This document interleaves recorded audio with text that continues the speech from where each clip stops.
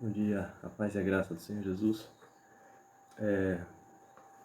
Eu junto com a Haroldo, a partir de hoje, a gente está começando uma série de vídeos que buscam compartilhar um pouquinho da palavra de Deus e repartir o que Deus tem falado no nosso coração, para que os irmãos possam ser edificados, consolados e animados no Senhor. Amém? Hoje eu gostaria de falar um pouquinho sobre um texto que está lá em Hebreus. Lá em Hebreus capítulo 12. A partir do verso 1, é dito o seguinte: portanto, nós também, pois que estamos rodeados de uma tão grande nuvem de testemunhas, deixemos todo o embaraço e o pecado que tão de perto nos rodeia, e corramos com paciência a carreira que nos está proposta. E assim, ao meditarmos nesse versículo, nós podemos destacar vários pontos, várias questões, várias aplicações para a nossa vida. Mas precisamos primeiramente entender o contexto desses versículos aqui, desse versículo 1 e dos versículos que também se seguem. Tá? Se nós voltarmos lá para o capítulo 10 de Hebreus, no capítulo 10, no versículo 32 até o 39, diz o seguinte: lembrai-vos, porém, dos dias passados, em que depois de serdes iluminados, suportastes com grande combate de aflições. Em parte fostes feitos espetáculo com vitupérios e tribulações. Em parte fostes participantes com os que assim foram tratados. Porque também os compadecestes das minhas prisões, e com alegria recebestes o roubo dos vossos bens, sabendo que em vós mesmos tendes nos céus uma possessão melhor e permanente. Então, essa passagem nos mostra que o escritor aqui, ele busca trazer uma lição de perseverança. Esse é o contexto no qual todo capítulo, parte do capítulo 10, capítulo 11 e 12 é construído. Logo adiante, no capítulo 11, no versículo 1, nós temos o seguinte: ora, a fé é o firme fundamento das coisas que se esperam e a prova das coisas que não se veem. Isso mostra o quê? Que o caminho do justo é um caminho de fé. Um pouco antes, no verso 38, ele tinha dito: mas o justo viverá pela fé, e se alguém se retirar, minha alma não tem prazer nele. Ou seja, o nosso chamado para perseverança é um chamado de fé. Então, note que o apóstolo aqui, ele fala de coisas passadas que aconteceram aos hebreus. Ele fala de tribulações, de prisões, ele fala, né, do roubo dos bens, da apropriação dos bens daqueles irmãos. Mas ele diz no final que tendes nos céus uma possessão melhor e permanente. Ou seja, apontando para aquilo que é eterno. Por isso que no capítulo 11 ele começa dizendo: olha, a fé é o firme fundamento das coisas que se esperam e a prova das coisas que não se veem.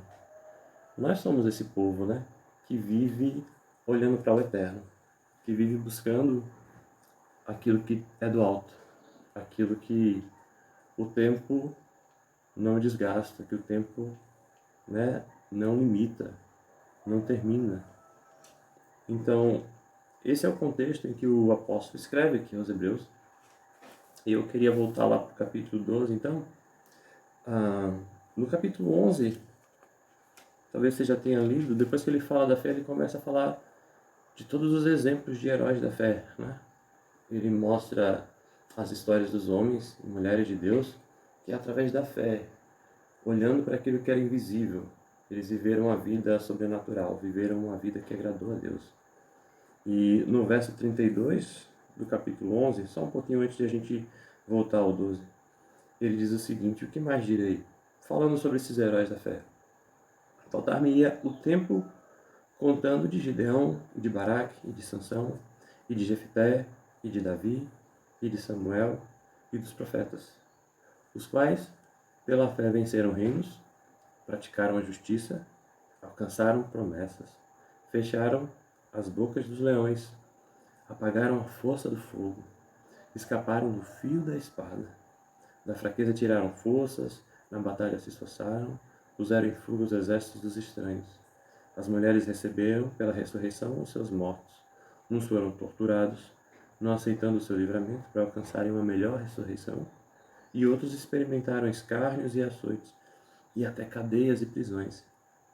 Foram apedrejados, serrados, tentados, mortos ao fio da espada, andaram vestidos de peles de ovelhas e de cabras, desamparados, aflitos e maltratados, dos quais o mundo não era digno, errantes pelos desertos e montes e pelas covas e cavernas da terra.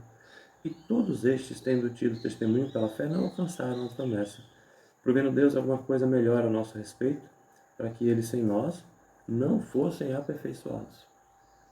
Então, ele conclui aqui o testemunho desses homens e mulheres de Deus, pessoas que viveram pela fé e ainda assim não alcançaram a plenitude da promessa, sendo que nós, hoje em Jesus, podemos viver a realidade do Reino de Deus, mesmo que não na sua total plenitude, mas nós vimos e temos provado dessa promessa cumprida de Jesus, a vida de Cristo em nós, que nos liga, à eternidade, a essa eternidade, a isso que é eterno, ao reino de Deus. E aí no 12, ele voltando, ele vai falar sobre fé, ainda, e também sobre a nossa carreira. Só lendo novamente, ele diz: portanto, nós estamos rodeados de uma tão grande nuvem de testemunhas, deixemos todo o embaraço e o pecado que de tão perto nos rodeia, e corramos com paciência a carreira que nos está proposta. Então há uma carreira para nós. Assim como aqueles homens viveram e se dedicaram, seguiram a carreira, um chamado do Senhor, mesmo olhando distante, sem ver a promessa, sem ver o cumprimento, mas eles foram peregrinos, forasteiros nesse mundo e olhavam para a cidade que era celestial. Por isso eles perseveraram em fé. Então ele começa esse capítulo 12 dizendo: olha, a gente está cercado dessa grande nuvem de testemunhas. Esses homens é como se eles nos vissem e esperassem de nós a mesma atitude de coração. E ele continua no 2 dizendo: olhando para Jesus, autor e consumador da fé, o qual pelo gozo que lhe estava proposto suportou a cruz, desprezando a afronta, e assentou-se à destra do trono de Deus. Ou seja, Jesus, ele é autor e consumador da nossa fé. Então nossa fé não é uma fé vazia, é uma fé fundada em Jesus, em Cristo Jesus. Essa é a nossa esperança maior. Agora, ainda no verso 1, note que para nós corrermos, para nós alcançarmos o fim, o alvo, o objetivo da nossa carreira, é necessário que façamos uma coisa: deixemos todo o embaraço, deixemos todo o pecado que de tão perto nos rodeia. Isso é uma condição para que possamos de fato correr essa carreira, para que possamos avançar, prosseguir em perseverança. Então, sem nos desembaraçarmos, E embaraços aqui, ele difere do pecado, porque pode ser coisas que talvez não sejam pecados, mas talvez sejam coisas que nos impedem de caminhar, nos impedem de prosseguir. Quantas coisas às vezes acontecem na nossa vida e vem trazer às vezes desânimo, frieza aos nossos corações, vem às vezes nos fazendo esquecer das promessas do Senhor e nos faz desanimar, parar, nos paralisa, ou nos impede de correr a maneira como deveríamos, e às vezes parece que estamos rastejando na fé. Isso são os embaraços que impedem a nossa corrida. Então, analise e pense se há coisas na sua vida que hoje te impedem de correr para a vontade do Senhor, que talvez te levem a viver uma vida aquém, abaixo daquilo que Deus gostaria, abaixo daquilo que Cristo é em nós, porque Deus, em Jesus, nos deu uma vida abundante. Essa é a vida do reino, uma vida abundante, nada menos que isso. E embora, como a própria carta aqui nos fala, mesmo com tribulações, perseguições, sofrimentos, mas nós somos um povo que persevera, que continua a correr a sua carreira e que vive a plenitude de Deus. Nós precisamos nos desembaraçar e nos livrar também de todo o pecado, tudo aquilo que ainda mancha, macula no nosso coração precisa ser abandonado. Precisa haver um total arrependimento, uma mudança total de atitude nos nossos corações. E como a gente leu aqui no verso 2, ele aponta para Jesus, né? Jesus é o nosso grande exemplo de perseverança. Ele suportou a cruz, desprezando a afronta, e assentou-se à destra do trono de Deus. Ele correu a carreira e ele, né, chegou ao prêmio, recebeu a coroa, sentou-se à destra do trono de Deus. Jesus é o nosso exemplo de perseverança. Né? Se tinha alguém que na sua vida humana poderia se desculpar ou desanimar diante das circunstâncias, era Jesus. Desde o seu nascimento até a sua morte, Jesus aprendeu a obediência pelas coisas que sofreu, como diz a palavra. E a sua vida foi uma prova, né? A vergonha, o escárnio, como diz aqui, os açoites, as traições, a incredulidade, a dureza, as acusações, tudo que Jesus enfrentou por amor. E aos olhos humanos, né, se você olha para a cruz, não parecia haver uma perspectiva boa. Jesus estava ali sendo morto, crucificado pelo seu próprio povo, a quem ele amou e se deu. Mas mesmo assim, ele creu. Mesmo assim, ele prosseguiu. Mesmo assim, ele cumpriu a sua carreira. Então o autor nos fala, né, olha para Jesus, autor e consumador da nossa fé. E aí ele diz no 3, considerai, pois, aquele que suportou tais contradições dos pecadores contra si mesmo, para que não enfraqueçais, desfalecerem em vossos ânimos. Então, olha para Jesus e se anima. Olha para o exemplo de Jesus, a perseverança de Jesus, e se anima, porque essa mesma força está em nós. Tá bom? Se a gente for continuar aqui, mais adiante, a gente vê no verso 4, a gente vai continuar. Dizendo assim, ainda não resististes até ao sangue, combatendo contra o pecado. E já vos esquecestes da exortação que argumenta convosco como filhos. Filho meu, não desprezes a correção do Senhor e não desmaies quando por ele fores repreendido. Porque o Senhor corrige o que ama e açoita qualquer que recebe por filho. Se suportais a correção de Deus, né? Se suportais a correção, Deus vos trata como filhos. Por que filho há que o pai não corrija? Mas se estáis sem disciplina, da qual todos são feitos participantes, então sois bastardos e não filhos. Então ele começa aqui a falar da disciplina, daquilo que a gente já sofreu. Ele disse, já não resististes até o sangue, combatendo contra o pecado. Então, às vezes nós olhamos para as provas, para as tribulações, e vemos hoje um momento difícil, né? Mas precisamos entender que nós temos de Deus algumas coisas. É Deus que permite coisas na nossa vida. Às vezes as coisas vêm sobre nós e nós não entendemos que Deus tem um agir ali. Que Deus tem algo para nos falar ali, mesmo no meio da tormenta, mesmo no meio da confusão, mesmo no meio, né, de um cenário em que a gente não sabe como vai ser o dia da manhã, em que a gente às vezes fica preocupado e ansioso. E nós não devemos ficar assim. Devemos crer e confiar no Senhor e suportar, entendendo que Deus permite coisas na nossa vida, porque Ele nos trata como filhos.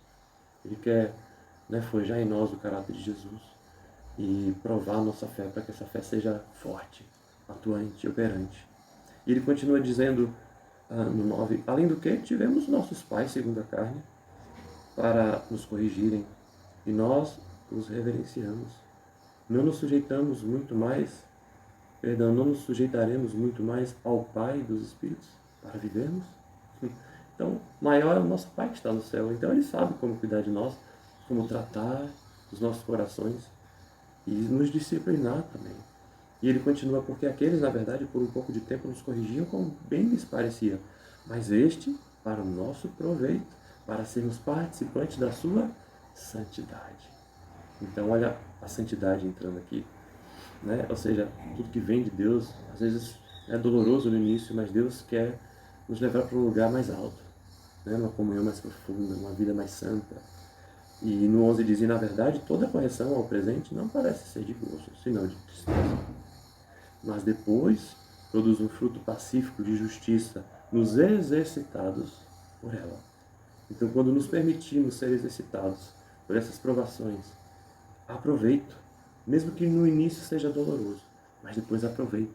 Há algo de valor, porque Deus está ali trabalhando e fazendo o querer dele em nossas vidas. E aí no verso 12, ele completa: portanto, tornai a levantar as mãos cansadas e os joelhos desconjuntados. Ele cita aqui o verso de Isaías, do profeta Isaías, né? E fazer veredas direitas para os vossos pés, para que o que manqueja não se desvie inteiramente e antes seja sarado. Então, amados, primeiro nós devemos entender que a disciplina do Senhor, né, tem um propósito e que a disciplina gera fruto. A disciplina às vezes vai significar dificuldades, provas, tribulações, mas Deus tem um propósito nisso e Ele quer gerar frutos em nós.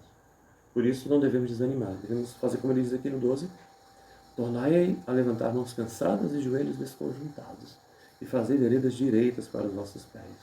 Ou seja, fala de um caminho reto, para que até o que não queja, até aquele que está enfraquecido, né, que está ali correndo a carreira de uma maneira às vezes difícil, para que esse possa ser renovado, possa ser sarado, possa voltar a correr a carreira que está proposta. Então a esperança, a vida, a fruto, a bênção diante das provações que Deus nos permite viver. Que nós possamos entender o agir de Deus nesses dias, não só nesses dias, mas quando Deus quer nos tratar, quando Deus quer nos provar, quando Ele quer nos disciplinar para o nosso bem. Que possamos aceitar a disciplina do Senhor, entender a sua vontade e, ao invés de desanimarmos, nos animarmos, né? Mesmo cansados, mesmo sobrecarregados, devemos ir a Ele, clamar a Ele, entender a vontade dEle sobre nós e perseverarmos na fé e perseverarmos nessa caminhada. A jornada é longa, mas nós estamos olhando para o alvo, que é Jesus, né? Então Ele é o nosso maior exemplo. Que os irmãos continuem sendo edificados, abençoados, fortalecidos no Senhor. Que o Senhor seja a tua força, seja o teu ânimo, seja o teu socorro, que você possa buscar a vontade de Deus, discernir a voz de Deus, possa ter seu coração cheio de paz e possa se animar para perseverar nessa carreira. Em nome do Senhor Jesus. Deus abençoe o dia de vocês. Fica na paz. Até a próxima.